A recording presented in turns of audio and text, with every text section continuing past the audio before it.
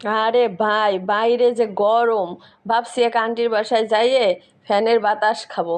আন্টির বাসায় আইসে দেখি কি একটা সুইমিং পুল। সুইমিং পুলের ভিতরে যখন নামছি, দেখি কি শান্তি আর শান্তি। সুইমিং পুলের ভিতরে নাইমে একটু পরাণ বইরে গোসল করতেছি আর সাঁতার কাটতেছি। কি যে শান্তি লাগতেছে সুইমিং পুলের ভিতরে। ভাবছি কি বাসায় যাইয়া একটা সুইমিং পুল বানাবো। আমি আমার বাচ্চা কাচ্চা আর আমার বউরে নিয়ে আরামসে গোসল করব আর সাঁতার কাটবো।